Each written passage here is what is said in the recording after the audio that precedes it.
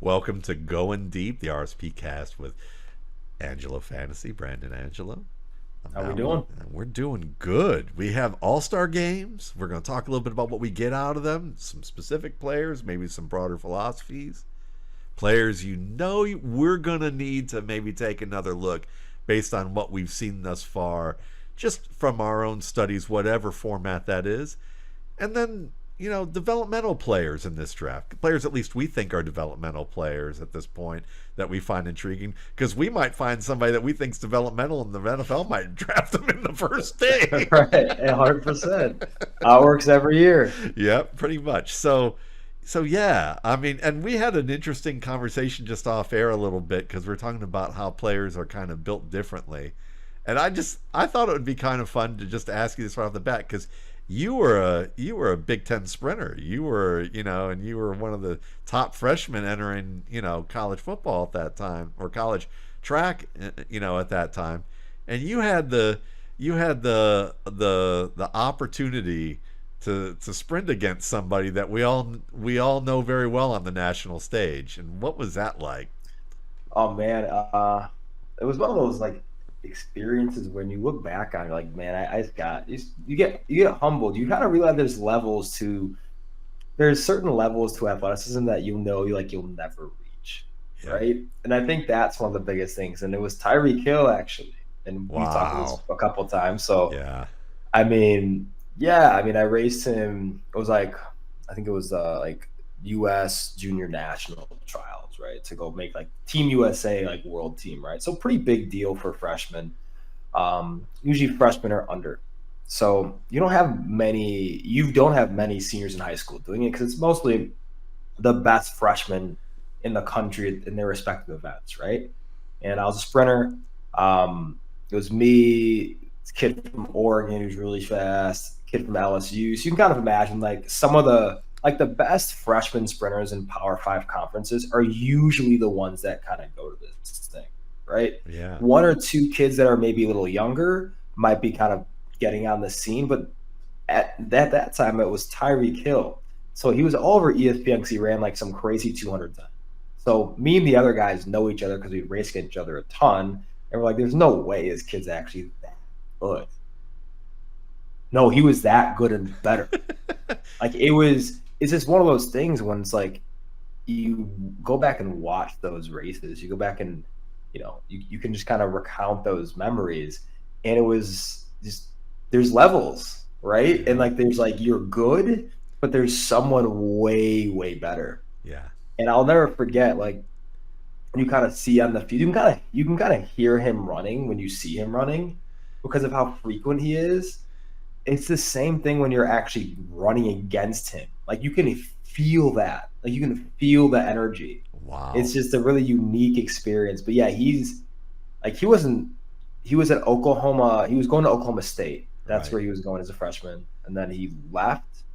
But you could see that like that was like very rarely like in the sprint world like is it that big of a difference, and it was just an absolutely astounding difference between him and I think he ended up winning the world junior title actually in both sprints, 100 and 200 meters. Wow. And So this was in the 200 that you guys were racing, right? Or was both it? raced in both Oh, both. 100 and 200. I got the luxury to get my ass kicked twice. It was awesome. But the 200, and that's crazy because, like, from what I know, and you correct me if I'm wrong, please. I've always heard that the 200, like the 100, is certainly the king that what people like Yeah. know publicly, but the 200 is often seen as like the insider race for people who are kind of like, if you want to know speed over strategy, like if you're talking about like athletic ability, Yeah. that the 200 is more of like a real display of like sustained speed. Yeah, no, it is because you have to understand the sport at a little bit deeper of a level, in my opinion, at least, like to run a really good 200. But like it, Tyreek Hill didn't have like his mechanics like weren't great, Wow. but he was just so frequent. It was and crazy. It was and unbelievable. frequents the amount of times he can get his feet on the ground, right? Yeah, like his Yeah. frequency versus like stride length. He was a small, like he was a like Tyreek Hill's he's not 5'10", by the way. He's like probably 5'8". Yeah. Like he's small. I'm like 5'9". He's shorter than me. Wow. Yeah. And just it was crazy. Like just the amount of force he put on the ground and just a little bowling ball. Like he was nuts. Like it was a crazy, crazy, crazy experience. But it was fun. That was one of the things I'll always remember is just kind of interacting with him, and then just getting my ass kicked twice was cool. Yeah, and it's like one of those things where it does really highlight what we're going to talk about today, because there is a big gap between a developmental player For sure. and an all pro NFL player. And some Right. people have the talent to kind of make up that gap. Um, but it comes with work, and it's going to come with work, and it's also going to have to come with a level of talent to develop fast in a high Yeah. pressure environment Exactly. that is like play now. So, with that in mind, we're seeing like a whole different mix of people in these all-star games. I mean, Yeah. you look at players like you look at somebody like Bo Nix, a quarterback who a lot of people are talking about, whether you agree with it or not, is being regarded as probably one of the better quarterback prospects in this class at this point. And then you could go and look at someone like Brevin Spann-Ford, the Minnesota tight end, who's also at the Senior Bowl, who I would look at and say he's kind of a developmental player who has, potential. And he's one of my developmental players I'll talk about later. But the Senior Bowl is a lot of things to a lot of people. Mm-hmm. So I'm curious what you feel like. What is it to you? What do you get out of it as an Yeah. evaluator and also just as someone in this industry? Yeah, I think that's a great question. I think the biggest thing I got is an understanding of how the league views their draft stock. Right? Is it up arrow or down arrow? Right. And that's a really big deal because you can kind of tell, like, when you get like Daniel Jeremiah and like Bucky Brooks and some of these other guys like talking, because that's one of the things I really like about Senior Bowl week is listening to those guys talk about the players, because you can get a pretty good sense of who they're talking about, how often they're talking about them, what they're saying. Is it positive, negative? Because then you get these guys are telling you what the scouts are saying. These guys are telling you what the people with the pocketbooks are kind of alluding to. Yeah. And that's a really unique part about Senior Bowl week is you can kind of get that sense. So for me, that's a big part of it, right? To kind of see who the NFL is a little bit higher on or kind of souring on a little bit throughout the week. And you can get a big sense of that during Senior Bowl week, and also too, like watching like the East-West Shrine Bowl, like things like that. I think that's a really big part of the evaluation process is watching those 2 weeks. I think it's important. And then also too, the second one for me is just kind of getting a sense of the depth of the position groups.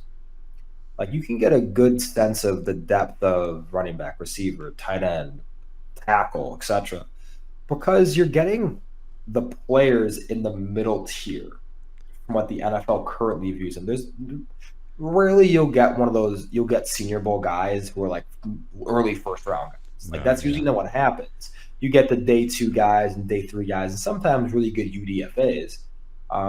But you're not getting your early first rounders. Your top 10 picks. Malik Neighbors ain't going to the Senior Bowl. He's not. So you get those guys in that middle tier and seeing how solid that middle tier of guys is. Last year, especially like receiver, you watched like Tank Dell and Puka Nacua. You're like, these 2 guys can play. Like this is going to solidify that middle tier. Tank Dell was so good. He did one-on-ones with everybody in the left. Yep. He said, "See, I'm good." But like, it's just like stuff like that. When you watch it, it's really interesting because you kind of see how solid the middle tier of those positions are in the current draft year.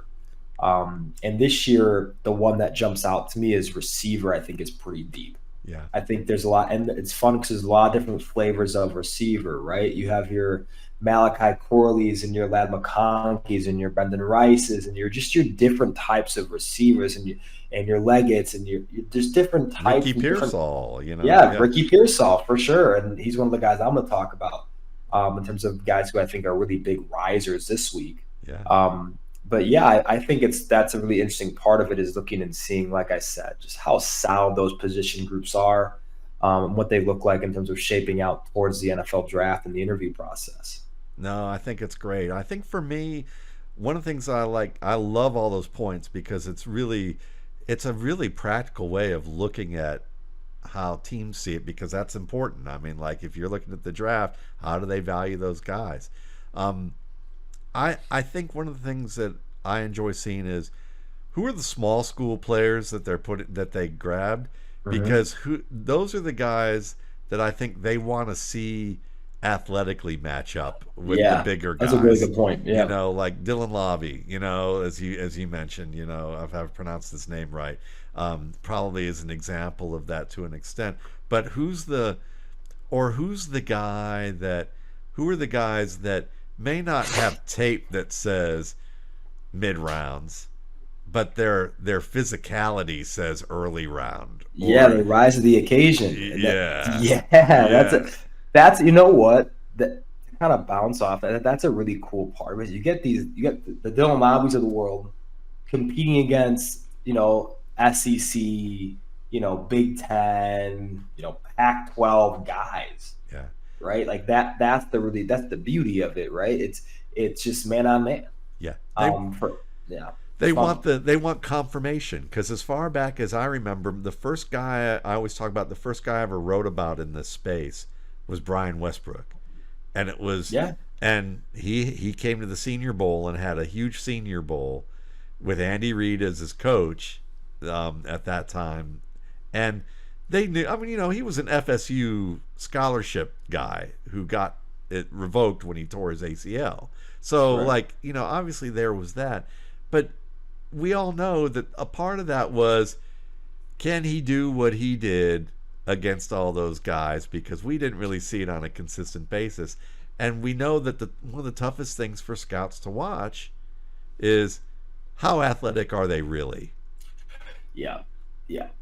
Against other athletes. Yeah, that's the big one, right? Being athletic on the service level is one thing. Like looking at some of these guys, like they were on the 40, in a couple months, right? But like, how athletic are they against other really good athletes? And that's the only time they'll get to see that until they go to minicamp. Yeah. So that's a really important part of the evaluation because yeah, it is important. And you kind of alluded to something really interesting. I think it's extremely impactful for guys who have been off injured, right? Yeah. And that's a really important part to look at. Are they healthy? How are they moving? And that's a really interesting thing when you kind of unpack it is are they not only healthy, but can they make impact plays against impact players? Yeah. Like Rasheen Ali. That's a really interesting one. I think he tore his ACL last year and looked really freaking good, right? And that's Yeah. a really big deal. Is you get guys like that who, Tajay yeah, Spears last year. I was about to say it, yeah. Yeah. In the NFL, not just they don't want to just see the talent; they want to see is this guy healthy enough to be better than other really good players. No, it's a fantastic point. I mean, I think that we also I think that there's how do these guys conduct themselves and answer questions when off-field stuff is happening too? Some of those Sure. guys who get invited, I remember LeGarrette Blunt was an example. Oh my! They humbled LeGarrette Blunt as much as they could, and I don't know if I would say he deserved it or not, but I do remember him hitting the player and going after somebody in the stands. And then we interviewed LeGarrette Blunt, at the Senior Bowl, and he was really like legit shy about wanting to do it, but his teammates talked him into it because they were like, "Look, man, you gotta go out there and deal with it. Like you've got to do that." But it was I almost felt like they punished him because he was easily the best running back in that Senior Bowl group that year, in my opinion. And they stuck him on kick return duty. They used him as a fullback. They didn't let him really run the ball, but they'd have him run like a kick return. and he like just took it coast to coast, and we would look at each other and just laugh like, yeah, they want to see if he's gonna like be a team Yeah. player and deal with Right. the fact of what he's dealing with and go through all this and be okay, Right. you know. And they, and lo and behold, that's some of that stuff goes that route. So I mean, I think there's a lot of different elements to it, um, and I think for people who go, for the media and folks like that, I mean, a lot of it's to be seen. I would say, it's a networking opportunity for them. Um, I think it's a good opportunity for them to learn the game a little bit more, because it's a gateway to, some of them aren't beat reporters who cover practices. Some of them are fantasy analysts who never covered a practice, or they're folks that are talking about certain topics, but do they understand what a practice looks like? How does that fit into like really what's worthwhile sharing and what's not worthwhile sharing? So Yeah, what's no, that's a good what's point. because what's to you, what's overrated about an all-star game that people like really like you see Ooh. on social media or on TV that you go, yeah, but let's not go too far. I think for quarterbacks, I think completion percentage. That's one. I think, Yeah. right. Like I think it was one Senior Bowl where I saw like I forget who it was. I think there was the starting receivers dropped like 3 balls. He went 1 for 4. It's like Yeah. that 1 for 4 could very easily be 3 for 4 or 4 for 4. So it's like stuff like that. I'm like, 'cause you only get limited. You get limited opportunities. Yeah. Everybody's playing X snaps, right? I think that's a big one for me. Um, but really, I think it's more impactful, in my opinion, sometimes to see how these guys carry themselves, and just kind of like looking at body language, Yeah. like interviews and things like that, and how they're answering questions. And do they think this moment's like, I'm above this, right? Like Yeah. that type of stuff, or like, no, I'm gonna take advantage of this opportunity to actually show scouts, evaluators, and everybody who I'm talking to. I don't care if it's a freaking janitor that I'm here because I want to be here, and this is important to me, and this is a job interview. Yeah. Right. I think that's a really important part too. And the one this year that really stuck out to me was Spencer Rattler, right? And he really acknowledged the fact that I was a really cocky 17-year-old kid who was on QB1 and thought his shit didn't stink. And I'll be honest with you, I wasn't as good as I thought I was. Wow. And he acknowledged that. And that's something to me that like kind of speaks of, okay, this is a kid that everybody knew was immature, but he showed that maturation, right? He showed those steps. And now can he take some of that criticism from his play, from the evaluators that are evaluating his play, and use that as a stepping stone to be better during Senior Bowl week, during the game, and take that criticism, use it as constructive criticism, and grow from it. Like stuff like that, I think is something I look at a lot. And Spencer Rattler was one that stuck out to me because, yeah, I mean, everybody watched him. Have you seen QB1, by the way? A little bit, yeah. It was on Netflix, yeah. Justin Fields actually in it. I think Sam Hartman's in it too. But yeah, it's just one of those. You kind of get a sense of who they are as because you're, Spencer Rattler, you're a megastar. Yeah. Like those are mega stars in high school, right? Yeah. So seeing how they handle that fame, and where they come from it, and how they grow from being, the 17-year-old kid who thinks he's at the top of the world to fighting for an NFL roster spot, really. I remember interviewing DeMarco Murray, and he expressed things like that without saying he was, yeah, I thought I was bigger than I was, but what he did say sounded humble, because I said, what's it like? What was it like for you? Because I remember watching you early on in college, and you moved a lot more like Reggie Bush, and by the end of your college career, you were a lot more efficient runner, and a little bit slowed by injury and had to battle through injuries. What was all that like? And he said, and I got here, and I quickly learned that that I was not the best athlete on the field. And he said, and that was humbling. And I realized I was going to have to work. And I'm thinking, you were still a pretty darn good athlete on the field, Mm-hmm. DeMarco Murray. But to realize that and have that, and he was just someone who was really down to earth, and who approach was like, I had to work, I had to continue working. And then when I got hurt, I realized that I wasn't always going to have the athletic ability that I had coming into school. And when I believe Adrian Peterson was on his team. No, that was Yeah. early. Yeah, it was. No, that was Yeah. yeah. And No, so, same time frame. yeah, Same time frame. I and think, and yeah. he and I remember him saying something to the effect of like, I mean, I'm playing in the backfield, same backfield as Adrian Peterson. He goes, he realized pretty quickly that that level of it. And then Right. I think on the other end, you look at players, and sometimes they get to show something that they haven't shown in a while that scouts miss. Because I mean, scouts only can watch so much tape. I know we hear Ron Jaworski and everybody on ESPN say they watched every throw and watched every snap, and you can certainly do that now. But when you're watching 25 quarterbacks, it's Right. different than watching 200 to 300, 400 players. Oh, And 100%. yeah, so 100%. one of those great examples for me, and if you have one, I would love to share it. But one of those guys for me early on was Marvin Jones. Marvin Jones was a Cal way back in the day, and before Keenan Allen came along, he was their deep threat as a sophomore. And when he got to the Senior Bowl, he was classified as a possession threat, and that was all he was seen as. And then they started running those drills, and then he started basically beating what was considered a strong cornerback class deep, pretty much Right. every rep or every other rep. Right. And I had watched the sophomore tape, and I was like, oh, I know this guy can do this. So it was like additional confirmation. But a lot of people were like, how did Marvin Jones how did Marvin Jones do this so well? And I asked Marvin, I got to talk with him about it. He goes, oh yeah, he goes, people forget, he goes, and I work press every day with these Cal corners.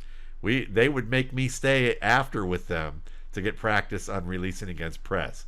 And talk about the stuff they do. So, there are players like that you look at and go, is there another dimension to them that we haven't seen? Yeah, no, I think that's a great thing you just said. I think a lot of times, like with running backs, it's pass catching and it's pass blocking. I think last year, the what we talked about earlier, Tajay Spears, no one knew he was a really good receiver because that wasn't a large part of what they did with him, at Tulane. So it was he didn't get to do that often, but he lit up the linebackers in the one-on-ones, and he showed he was good in pass pro. Like he was reliable and just stuff like that where you can kind of see it, in one-on-ones and in the drill type settings where you probably don't get to see that all the time in game. Yeah, one or two reps, maybe every 3 Exactly. games. Schematically, it's just maybe not how they do it, and and in the Senior Bowl, like it's an equal opportunity. So everybody's lining up and doing one-on-ones against backers. So like if you stink as a pass catcher, it's going to show. Or if like you really have success, it's going to show. Like this week so far, like Dylan Lobby, he was running with the receivers and torching defensive backs, right? So that makes you kind of go back and say, holy cow, like, wait, this is the running back doing this to corners, good corners, and he's doing this to linebackers. Maybe the NFL might be higher on this kid than we might have thought, because he comes from New Hampshire, right? Yeah. Who the hell comes from New Hampshire? But yeah, there's stuff like that I think is always interesting to see. It makes you go back, and we'll talk about this too. It makes you go back and look at the tape. Yeah. So to see, is this something that they did consistently on film, or like you're talking about with Marvin Jones, like, oh man, like he kind of got pigeonholed into something he wasn't, and then he becomes, we saw it early and then didn't do it, and then, oh well, he actually is a really good deep threat. Yeah. So who else besides Dylan Lobby that you looked at and you said, yeah, I want to go back and take another look at this guy? Ricky Pearsall, for sure. Yeah. And it was funny. I remember watching a Florida game, And someone said like Ricky Pearsall was like, I'm the best separator in this in the whole nation. And I'm like, really? Like, come on. But I watched him play. Like Ricky Pearsall can ball. Like this kid can actually play. Yeah. And I think he's gonna be like a late day two, early day three guy because I think he's an immediate impact guy from the slot. Yeah. I think that's gonna be important for a lot of teams. I think he's gonna be like your Cole Beasley in the NFL offense. I think he's one that I really want to go back and watch the tape on. Because I think he's gonna be someone where, especially if you play fantasy football, like he's someone that could be a relevant player someday to some degree. But I think the other two, Roman Wilson, because I saw him flash at Michigan. Michigan was obviously kind of run heavy with Blake Corum, obviously, but he flashed a little bit. But he's probably been one of the best three receivers at the Senior Bowl so far. Yeah. He's lit it up, and he made a really nice one-handed catch today, kind of falling out of bounds awkwardly. And he looked really good on one-on-ones, and obviously he has really good deep beat, should run in the high 4.3s at the combine. But he's someone I want to kind of go back and look more at because he's kind of creeping up and solidified himself in that top 100, I think. So that'll be an interesting one. And also Ray Davis, the Kentucky back. Yep. Right? I think a back like him, with his build in particular, like I think he's 5'8", 217. Yeah. So he's got a really unique build to him. He's got when that you watch Frank him, Gore-esque kind of build. yeah, exactly. When you watch him play, there's a lot more fluidity than that build would kind of lead on. And I think he's one of those backs that can come in and make an impact on the NFL roster right away. But he's not going to be a guy that's going to be drafted in the. I don't think he's going to be a ground two pick. I think he'll probably be in the fourth, fifth. Yeah. But he's someone that can make an impact. He works all three phases well. He's a good runner. He's efficient. He's a good receiver, and he's good in pass pro. So players like that, I think, are super impactful to kind of keep your eye on. And then really besides those guys, I think we talked about this a little bit too. Malachi Corley. Yeah. And I think there's so much more than meets the eye because you see 5'10", 215, you're like Debo Samuel. But he's actually ran some really nuanced routes so far and has caught the ball away from frame much better than, the early evaluations were kind of coming in at. So I think those guys, for me, are the ones that kind of popped so far, of guys I want to kind of look back at. Spencer Rattler is one of the quarterbacks. Obviously, we know Spencer Rattler, but I think he did okay today. He's spinning a little bit. But I think those are the guys that I think for me stood out. How about you? Yeah, so for me, I haven't watched the Senior Bowl this year, but I'll say that there are players that are in the Senior Bowl that certainly caught my eye. And what I'm hearing about the Senior Bowl, there's some players I know I'm going to need to revisit. Roman Wilson is absolutely one of them. Ray Davis was another one too. So those two guys are on that list. I was already high on Pearsall and Corley, but but I would say JJ McCarthy. I don't know if he's there, but I think he is. I already watched enough of him to go, I need to revisit his decision making, because there's some things I'm kind of in between two tiers on with him that I want to make sure that if his reads of the field a happy accident or are they intentional? And I'm still kind of not sure which direction I am in that. And his release. He has not so much his upper body, but his lower body mechanics. I think that I had some concerns about it, but I'm not sure I should be as concerned about it as I have graded him to be. I had a quarterback coach ask me if he's Zach Wilson 2.0, and my answer was he's Zach Wilson in the way that I think if he's Zach Wilson in the way people expected him to be at the draft, I'd say he's closer to that than the Zach Wilson we got thus far. But I'm not. Okay. Yeah, but I'm not. So, yeah. So more of like a Will Levis. That's where I'm. Well, Will Levis for me, that's another player. And Will Levis for me comes. That's a good. We flow really well unintentionally about stuff because Will Levis is probably the good topic of where I had him graded was really low and out of this draft. Like I did not think Will Levis was a draftable player. Like I know he was. I didn't either. Yeah. I thought it was terrible. Yeah. But I mean, he's kind of proven to be like, I don't know. He's not the answer in Tennessee. No. I don't think. But I think he's what Zach Wilson. Like we would have wanted Zach Wilson to be on the low end and not be upset about it. Yes. Does that make sense? I get that. And I think like that's kind of where, like, if JJ McCarthy, in my opinion, if he goes into the league next year or this year and is Will Levis's rookie year, we're probably not upset. No, that's probably, to me, that's like meets expectations, and Sure. and I would say not Titans fans' expectations, realistic expectations. Like, Sure. you know, Yeah, because so if you're listening sure. and a Titans fan, not like your fans going, he's going to be really good. Remember that 4 TD game that he had at the beginning of the year? No, we're talking about what we've seen pretty much at the end of the year. Post 4 TD game. Yeah. Yes. No, I think that's I think JJ McCarthy's like a tier higher talent wise than Levis. Yeah. But I think like the median outcome for his rookie year is kind of that Will Levis rookie year. Yes, because to me, Will Levis was I would say Will Levis was a top end backup playing as a starter. Like I don't even call him a top end backup. How about I put this? A backup playing starter. Sure. Backup level skill with some developmental issues being a starter. Whereas I think that JJ McCarthy, where I have him graded, is on that Mason Dixon line of contributor and reserve.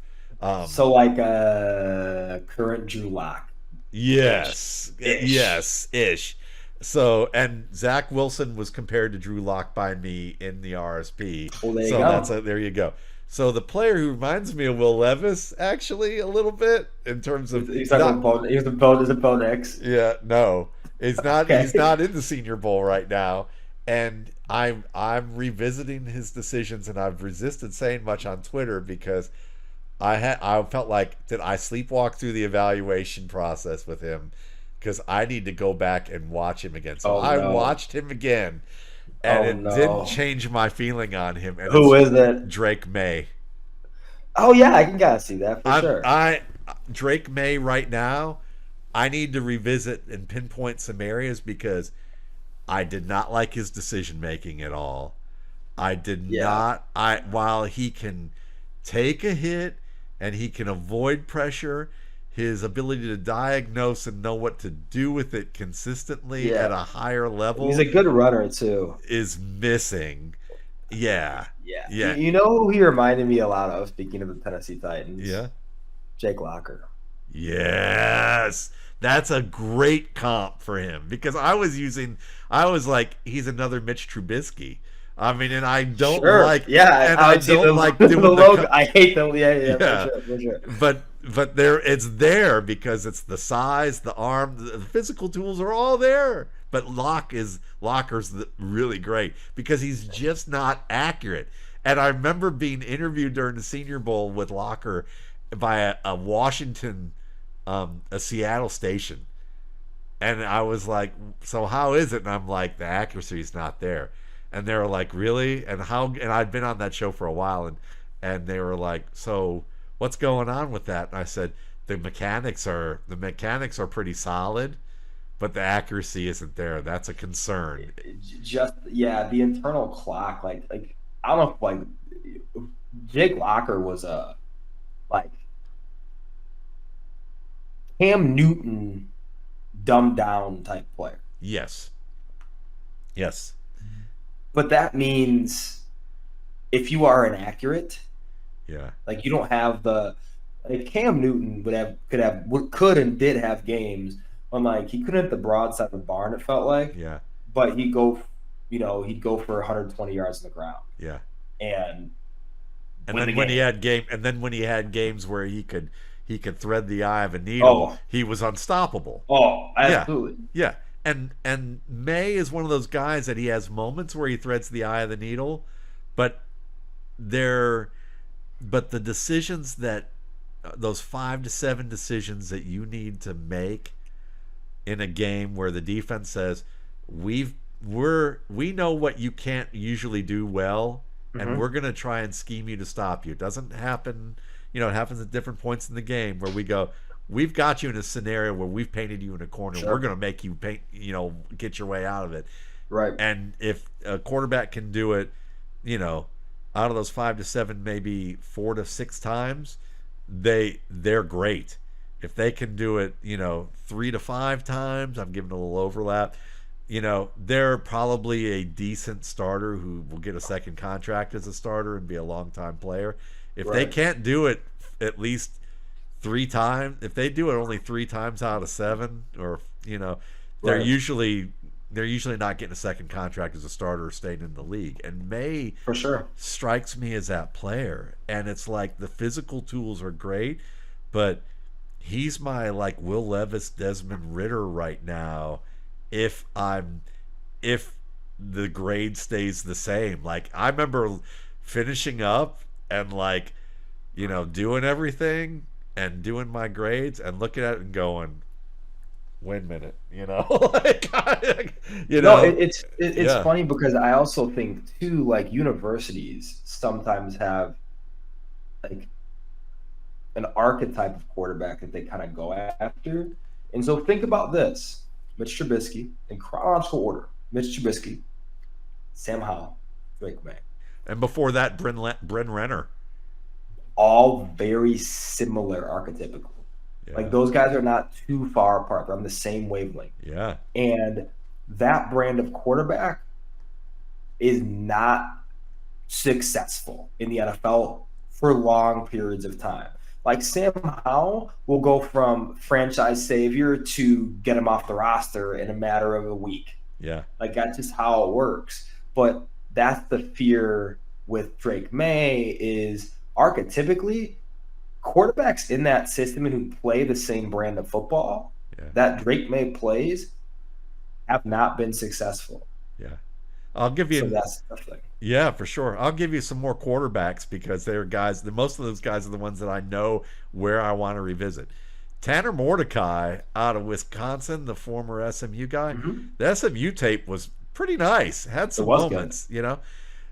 Wisconsin, new offense, um, new receivers, missed a lot of communications with his receivers at times. Got hurt, got sacked a lot. The line wasn't great. New system for him. Probably didn't always trust the decisions that he needed to make.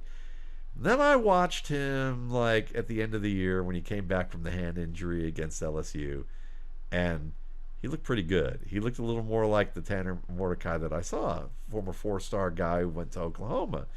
And I'm like, I'm not rating him like, I don't think he's like a future starter, but I'm looking at him and going, he could be a future backup of value. Like, and there's some starter Yeah, level skills to his game that I'm like, I just want to double check a couple of things, like from a sure. decision making standpoint.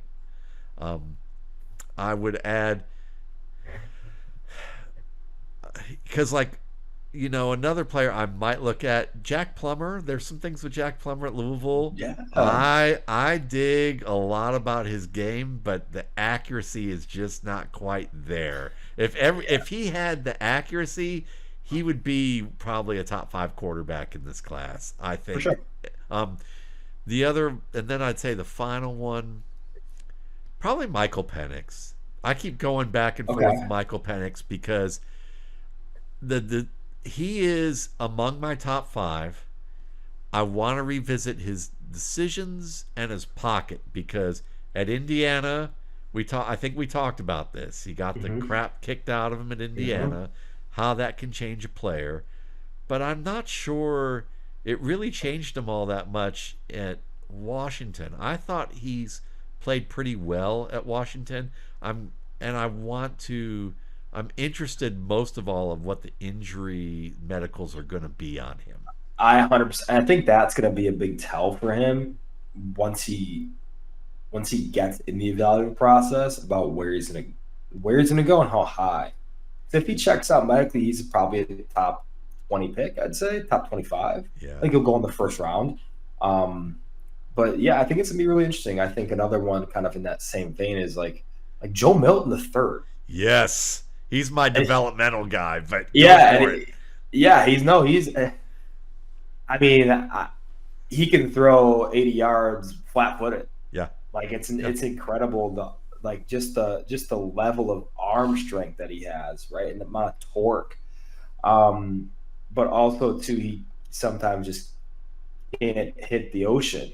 Yeah. Yeah, and that's kind of it's tough because like guys like that, it's like it's like you're Malik Willis. You're it's this guy. He has a skill set to be a Pro Bowl caliber player, Yeah. but also the floor is out of the league in a few years, Yes. right? And that's the scary part. Is like, where does a guy like that go in the NFL draft, right? Yes. Because he has, if you could draft him at his ceiling, he's a top 5 pick. But if you draft him at his floor, you're not drafting him at all. Yeah. So, and that's the tough thing about where does a guy like that go? Because he is purely developmental. Like he shouldn't see the field for 2-3 years. Yeah. Like that's what I said about Malik Willis. I think this guy can be really good, but he shouldn't see the field. Saw the field too early, stunted his growth, and now he's got a kind of uphill climb to being even a career backup. The Jordan Love treatment is definitely Mm-hmm. would have Oh, been ideal for so many of these guys. And Oh, Milton for sure. Yeah. Milton for sure. Like I totally agree on the Milton one. That was watching him throw 65, 64, 65 yards opposite sideline pinpoint or near pinpoint and go. And the mechanics aren't even like fantastic with the No, just lets it rip. yeah. And you're just like, what did I just see? It's like watching, it's like when I was a little kid, way back in the day, there was a show called the Beverly Hillbillies, and there was this guy named Jethro, who was like, the whole joke was that he was country strong, and he's like lifting cars or whatever, doing weird shit, and they're like, yeah, country strong. It's like, I eat those vittles, and that's what made me so strong. I feel like that Joe Milton is like the Jethro of this class.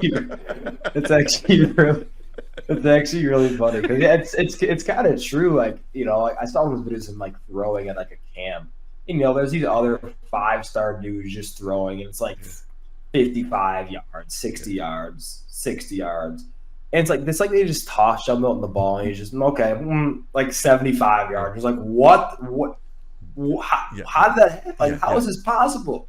Like it's crazy. I replayed the throw the first time he threw it 64 yards on a dime. I literally replayed that like 3 times and counted it 3 times just to make sure that I saw what I saw. Yeah, no, there are a lot of throws from him. If you just watch like the deep ball, like he just lets it. Like there's been like 75-yard throws in air. Oh, there's a guy I saw yesterday on Twitter who said he's reposting the video of Joe Milton throwing an orange 110 yards. Oh yeah. Yeah. So if you want to go to X just to see that, I'm sure it's probably up. Worth a subscription, that's for sure. That's worth the price of admission. Yeah. Yeah. So yeah, I mean, and Brevin Spanford was one of those developmental guys for me. 6'7", 270 was the listed. I don't know what he weighed in at actually, because he looked a little thinner than that for me, and he might not be that tall, but he's a tall, big dude who played like I think linebacker and tight end and another third position in high school. But after watching him like in 2022, I was like, this guy looks like he's barely played tight end. Like he looked like what Jimmy Graham looked at Miami, looked advanced compared to how Brevin Spanford looked at certain points. But the difference was that Brevin Spanford was trying. They tried to use him as a blocker. Jimmy Graham, they just put in there and said, "Go rebound the ball. We'll take you back out of the game." Right. Brevin Spanford looked lost in 2022 as a blocker, like one step late all the time. Defenders clowning him. He looked bad, and then he dropped passes because he's clap attacking everything. But when he caught one, it was impressive. And then what he could do after the catch, he's hurdling people, and he's like and then you watch him in pass pro, and he's like holding up like you could tell this guy's like, they just threw me in, and I'm doing the best I can to survive, and like he's kind of doing it, and you're like, I love this kid's effort, but he's all over the place. So I was expecting, today I watched him again, and I watched a couple of games in 2023 early, and there was still a little bit that still going on a bit, but it was better. And then I watched him against Purdue like later in the year, and suddenly he had releases that were like competent. And then I'm watching him block, and he's taking the correct shoulder. His feet aren't like, so wide from his shoulders that it looks like he's about to do a split. He's literally in good position. He's now pulling across the formation and taking the correct shoulder and hitting people, and he's cut blocking people, and he's excited. Like, you watch him like literally cut block linebackers from across, like motioning across and getting the correct legs and shooting through and getting up, and and you can tell he's like, and then does it the next play, and you're just like, this kid's excited because he's figuring out, like, I've got tools now, like I know what to do, and like he's figuring out, like, he's not trying to figure out where to go and should he be there or think about it. He's actually in the right spot and using the technique, and I'm like, I'll be damned if this kid might not make a roster as a practice squad player now, because like he actually, it's like the light's coming on a little bit for him. And as a result of that, he's not having to think so much about the things that he could do, or think about the things that he had to think about that he couldn't do. Now it's not getting in the way of the things he can do. And so now I'm looking at him going, he might make it as like a third tight end in a couple of years and work his way up the line, because the athletic ability's there. It's just the rest of it's like figuring it out. And I think that he's not there, but it's so much more on its way, where it's like before it was like he was drowning out there. And now it's like someone taught him a couple of strokes, and he's like, oh, this is cool, and this ocean thing's kind of neat. Like, I can see fish down there. I might actually even learn how to dive down there and like swim with them. That's what it's a whole new world. I think guys like that are always interesting, because you get the Donald Parhams of the world. Yes. And they kind of like, it's like, have you seen Forrest Gump? Yes. It's like when Forrest Gump gets all the metal off his legs, and he starts sprinting. He starts like figuring out, oh my God, this is running. This is incredible. Like, that's what I always think about when I watch some of those players that like developmentally, you kind of watch the light bulb just slowly turn on, and it's cool to watch. But yeah, guys like that, with that frame, you can't teach that, right? You can't teach genetics. So with that frame, guys like that can make a roster and potentially stick around as developmental guys that based on traits. Yeah, I mean, another trait guy like that who has a little more to his game and was a high-end prospect, but just I don't think really emerged at the highest level, is J. Michael Sturdivant. The UCLA former Cal guy who's 6'3", 205 and can move. I'm interested in seeing what goes on with him. I believe he declared, but he's a guy that kind of fits that for me, or a Devon Vele out of Utah. There's some interesting Utah players coming out this year. Yeah. Him Vaki as well. He's good. It'd be interesting to see what those guys do. Yeah, for sure. Anybody else on your list that like fits the bill, or anybody that you looked at and you go, I was hoping I'd see more, but I haven't, and I'm just I think Xavier Legot. Yes. I think he was one I was hoping to see more, because 6 feet, 220, like, you like the frame, but on tape sometimes like, oh man, like that's a great play if you're a guy of that stature, but just everything looked a little too sloppy, a little too forced. when you're like that height and weight, like you would expect more dominance, if that makes sense, Yeah. right? But I didn't see that as much this week, at least so far. But we'll see how his stock looks going up or down. He was definitely a big one for me. I like Brendan Rice. I think he's done a really good job. I think he's kind of solidified himself as like a day 3, late day 2 guy. Yeah. I think he's pretty good. Those are probably my main guys. Bo Nix was the one I stocked down.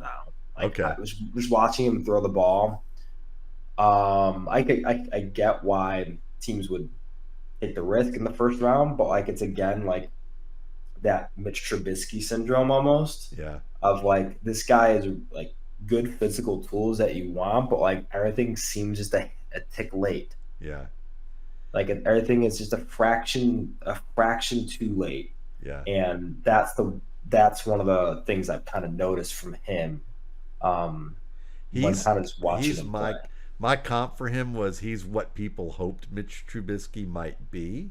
Okay. Yeah. You know, but I get where you're coming from with that. And for me, he's at that borderline of, can he be a contributor who can start, or is he a contributor who's in the league who could start if Right. you need a starter in an emergency? Right. You know, and that's kind of where he is for me for that. So I'm with you there. A player who I like the Xavier Legot talk with that, because yeah, he's that player that he fits in that realm of archetype of DK Metcalf and Alshon Jeffrey.